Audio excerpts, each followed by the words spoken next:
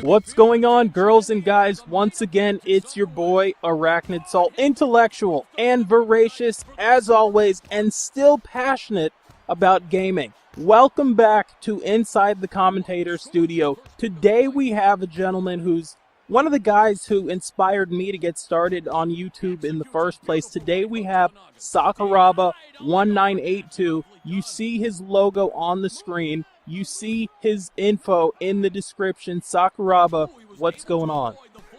Hello, you bunch of slags. How you doing? It's Sakuraba1982 here.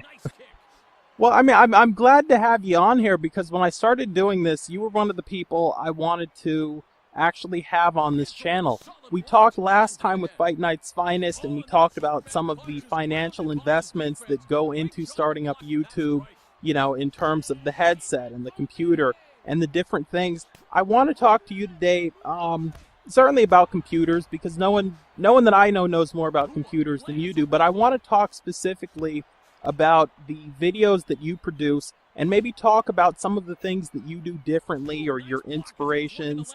But let's start out with just that sign-on. You call yourself the British commentator. How did that start, and why do you do that? Obviously you're British, but why else? To be honest, the whole sort of intro and the Sak thing, to be honest, the Sakuraba thing all started, obviously, from Kazuki Sakuraba. I watched him in Pride. I was absolutely blown away in his heyday, the way he would be a little Japanese wizard on the ground, catching Carlos Newton in knee bars and defeating multiple Gracies. So I always kind of used Sakuraba as my name, my Xbox sign on, everything else. And when I started YouTube, I wasn't really the most confident of people on the microphone. You know, my videos started out, and if you're not used to talking into a microphone, it can be a little bit off-putting, and that's one of the things I know a lot of new people have trouble with. So over time, I kind of just found that just being myself was the way to go. You know, the way I speak in my videos is the way that I pretty much speak to my friends and at work. The first thing I say when I walk in the office is, "How about you make me a coffee, you bunch of slags?" Or, you know, it's British humour. And it just kind of all spiraled from there. I think someone once said to me, it may have been you actually, that the best entertainers are people who are themselves but ramp the volume up just that little bit by 10%. And that's how you have the British side of me, because I am British. Right. For want of a better answer. Well, I mean, yeah, I understand that thing about the volume. You know, because to me, I've got two voices. I've got this voice that I have when I'm trying to be quiet and trying not to disturb other people. And then if I get louder, my voice goes up like this. And this is how my voice always sounds when I'm doing the commentary. And both are really me. Let me talk to you about some of the videos that you've put out. You know, I have to commend you for defending some games like Aliens Colonial Marines, which is a game that almost everyone I know who's played it likes it, but other people who might not have played it or maybe just tried it out for 2 seconds disliked it. And I like the fact that you're willing to go to bat for a game like that. You also post a lot of MMA content and a lot of retro gaming. How do you go about selecting which games you're going to show on your channel? Up till recently, I've had recently introduced an upload schedule, but the reality of the situation is that I'm just not that organised with my gaming. I play what I feel like playing, and that's why my channel can be a bit sporadic and random some days. Every once in a while, I feel like having a retro day, and I'll record 4 or 5 videos. I'll also look at whatever trend's going on. I know a certain type of video of mine will pick up more views. I know, for example, although I'm really passionate about my retro stuff and I really enjoy it, I know that if I post MMA content or Fight Night content, I know I'll get more views. But you have to weigh it up. Is it about views or is it about enjoyment? So I kind of throw a little bit of everything to the barrel and mix it up. And that's what I come out with, you know. I try and keep it varied. It also helps me keep enthusiastic about my channel. I got into a situation where I was posting a particular game and weren't so into it, and I think it shows. So I think variety is the spice of life, as they like to say. Right. Well, I mean, I'd like to ask the guests questions, and at the same time, I'd like to kind of inform some of the listeners who maybe want to start up on YouTube or have started up and they're having issues. And like I said before, you know a lot about computers. That's your field of expertise. If somebody's getting into video editing now, they want to post videos on YouTube, can you give us some basic specs of what they should look for in a computer? And at the same time, nothing that's too high-end, something affordable where the processing time will be good, the rendering time will be good. Just basic stuff if someone wants to get started. Right, I'm going to really go to town on this question. I started out pointing a digital camera at the screen. You can't actually find any of those videos on my channel because I've deleted them. The sad reality of the fact is, what you and Fight Night's Finest touched on the last video you done on Inside the Commentator, is it can be quite expensive to start up YouTube. And it depends on how much you really want to invest. I'll give you an example. I've owned HD PVR1, 2, Elgato and Ava Media. So you're going to need about £100 for a capture card. And it depends on what you want for it. If I had to say someone starting out and they want the easiest capture card to use, I will get onto computers in a minute, buddy. If you want the easiest capture card to use, I would recommend the Elgato. It's got great little features and it's an easy card to use for a beginner. There's not a lot wrong you can do with an Elgato. You can live stream, you can do live commentary, and you can edit your videos on the go. Whereas things like the HD PVR and the Roxio, you can't do that. For a computer, the main thing for rendering videos and for editing is going to be your processor. You really don't want to be doing it with a dual core or a single core. You want to be using really the minimum of an i5. I'd recommend an i5 as a good sort of entry level. I mean, here in the UK, I can only speak for UK prices, but you can pick up an i3 or an i5 laptop for anything from about £250 to £400 for a mid-range model. That's going to be absolutely fine to get you started. And it depends on exactly how much videos and how much content you want to get out. If you're going to be like the majority of commentators and get a video out every 2 to 3 days, then an i3 will be fine because you can leave it rendering for 2 hours per video. But if you're a bit of a content beast like myself, who's putting out videos every day or multiple videos a day, you're going to want to go a little bit more expensive and go for your i7. But it's all about the processor. Headsets. I can tell you a little bit about headsets. I bought a Logitech basic headset and it was absolutely crap. I had to delete the videos, the audio quality was that bad. I'm currently recording this video with a Turtle Beach P11. Many of the sort of gaming headsets that you can buy, the Turtle Beach for £30–40, will be sufficient to get you started. But if you want to be really swish about it, I would suggest either something like a Blue Snowball or a Blue Yeti. The Blue Yeti is a little bit more expensive, but it is a really, really nice microphone. I use a Blue Snowball. It's about £40 or £50. Very, very nice microphone. Any more? Do you want me to keep going? Well, I'm just kind of curious about one thing, because I don't want to confuse the people. At the same time, I want to give them information. So I want to tell them, on one hand, go out and get all this nice stuff. On the other hand, if they're only concerned about getting views and getting hits, I do see some people out there who will just, rest that cell phone camera on their knee, point it towards the TV. They're just talking. But some of these people can still get hits. So how do you inspire passion in someone who wants to make videos and try to convince them to go out and spend a little bit of money as opposed to just going with the cell phone? Okay, I mean, if someone really has to go the cell phone route or the digital camera route, at least buy yourself a £5 tripod so you can get the screen, you can get a square picture. If something's at a 45-degree angle, it's not going to look particularly great.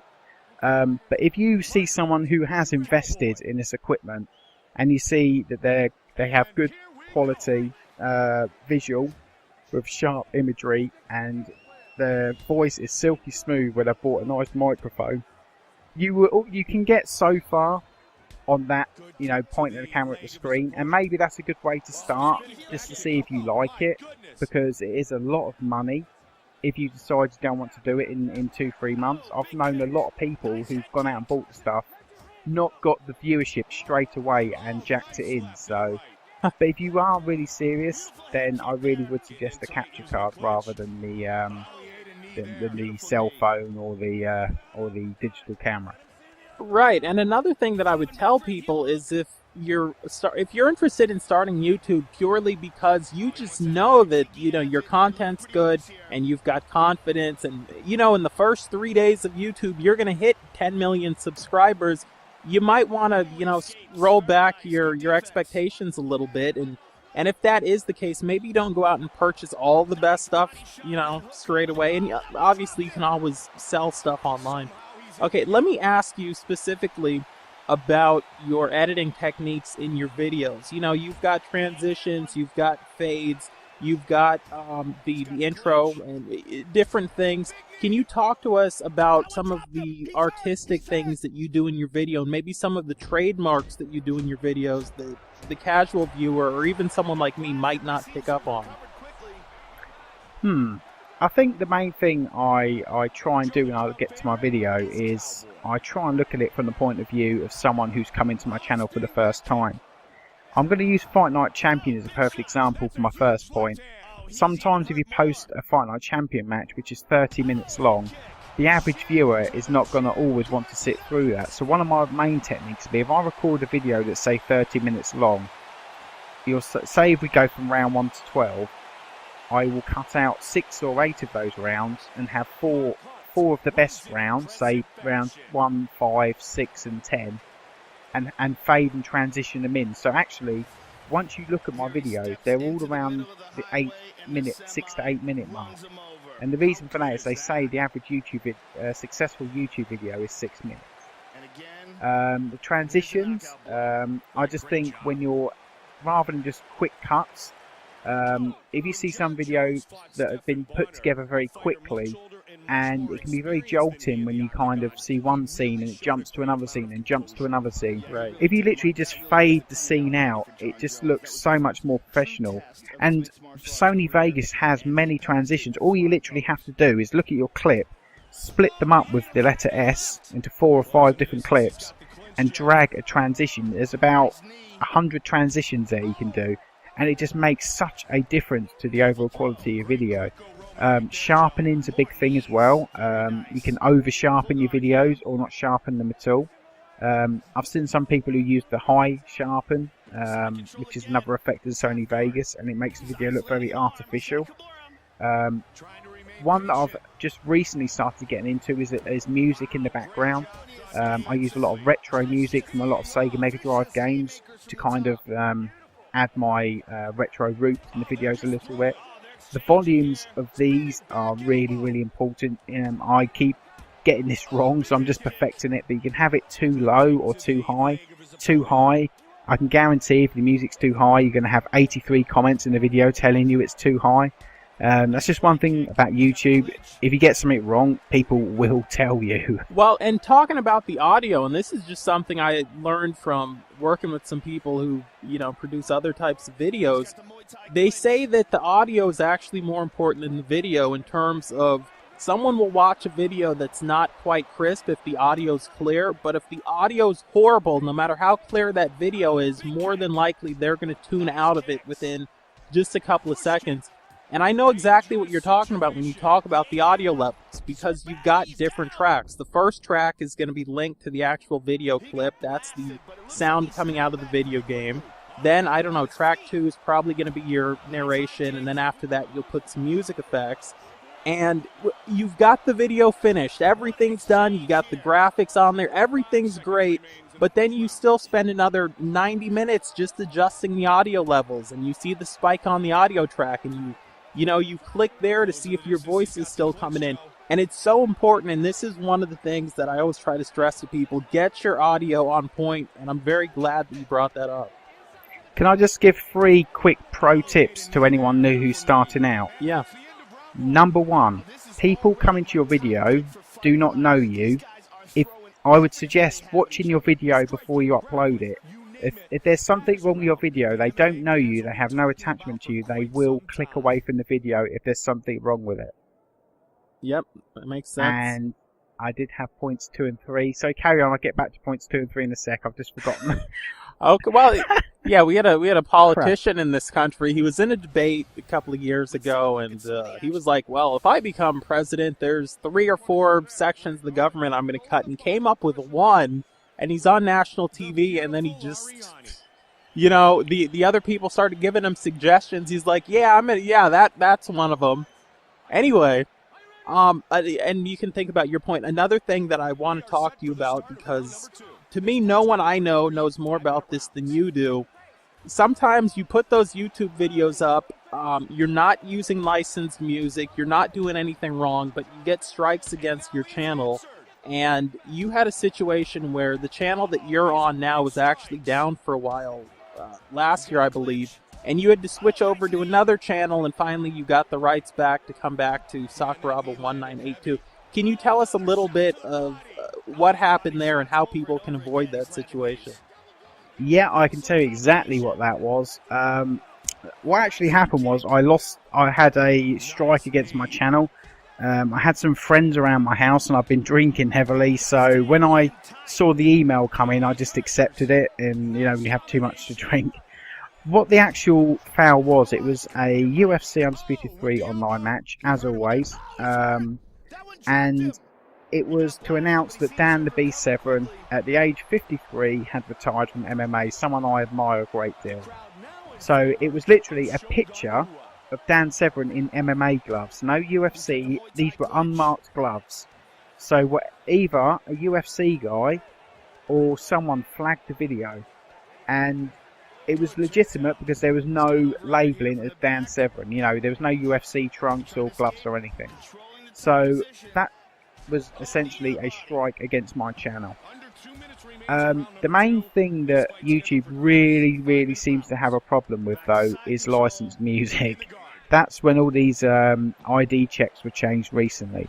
The reason I went to Sakuraba1982 for about 6 months was I had issues with people not being able to see my videos. It recently transpired that everyone's having these problems.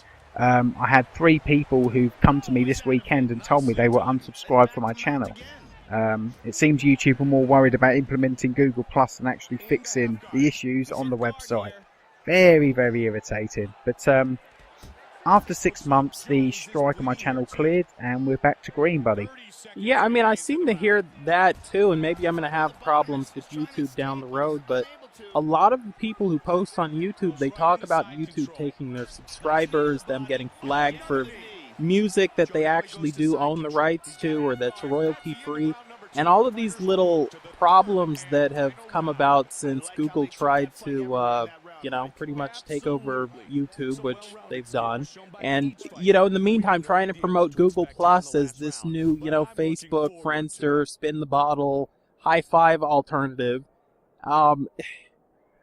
But it's really something that everybody's complaining about. But hey man, it's Google. It's Google. Prepare your anus. Yeah, it's as simple as that. Pretty much, BYOV. Bring your own Vaseline. But just in case you're worried, I remember my other 2 points now. Okay, go ahead. Points 2 and 3. Pro. Right. If you've got the you've had an argument with your girlfriend, your wife, whatever. Do not edit a video if you don't want to, because the video will suck balls. It's guaranteed. It will either tell in your voice or the effort you put into it. If you're angry or you don't want to edit a video, don't edit a video that day, because it will show in the final product. And secondly, you touched on this in the beginning of the video, is to align your expectations of what you're going to get on YouTube. People hear of the YouTube check, the money, and they think, I'm going to make videos for a living. But the reality is, very few channels actually make it to them lofty heights. There are a few Woody's Gamer Tags and Blame Truths out there. These are the people who were there in 2009, 2010, before the YouTube boom. The market is oversaturated. So the main thing I can tell you is enjoy what you're doing, because most of us are never going to get that big, and that's just the reality of it. Sorry for interrupting you, buddy. They just kind of sprung back into my mind, so I had to get them out there. Yeah, no problem with that. Yeah, I mean, starting a YouTube channel is like opening a restaurant. Most don't succeed. You might be successful if you're one of the few, but you're going to have to financially dig yourself into the hole before you do anything else. One last thing I'd like to touch on before we get going is the importance of networking. I have to thank you because when my channel started up, no one knew who I was. Luckily, I knew Fight Night's Finest, and I networked a little bit with him. I think the people on his channel appreciate my knowledge of boxing and me coming in doing some commentary on the videos. And it was through him that I kind of connected with you, even though I'd followed your channel for almost a year under a different account. But you know, it was you asking me to post that throwdown video on your channel. I got a lot of subscribers from that, and I still get people that come over that say, "Hey, I just saw that video on Sakuraba's channel." Can you stress for the people how important networking is, and at the same time tell us if that was one of the ways you started on YouTube? Yeah. Unfortunately, I'm probably one of the worst people for networking. I'm very good at kind of helping other people. I'm probably my own worst promoter. I'm just not. It's very British to be very bad at promoting yourself. It's kind of a British trait.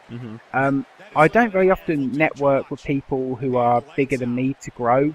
I just don't do it. Maybe I should. But even if you can't network with people who are bigger than you, because that's what a lot of the big people do, they network with someone bigger than them, get as big as that person, then discard them and work the way up that way. At the end of the day, you need to network, because if you don't promote yourself, your channel is not going to grow. Right. Or it's not going to grow as quickly as you want it to be. And it's also part of the enjoyment factor as well. I mean, I've met you, Fight Night's Finest, Red Eye Jedi. I've met some really great people just through networking. And at the end of the day, sometimes you wake up and you don't want to do YouTube anymore. Anyone who's done a channel for more than a few weeks, they're going to wake up one day and just not want to do it anymore. And it's through knowing people, through networking, that you're going to get around that and get over it. Because as much fun as it is, YouTube can be a real drag and a kick in the balls sometimes. Yeah. Especially when you upload a video and some knob jockey leaves a dislike on it, you know. So having a good people around you is really important, and to spot a bullshitter if there's one there, you know. Yeah. People will be very supportive of you all the time you're posting content they want you to post. But so, you know, that's when you find out who your real friends are. That's when you find out who your real friends are.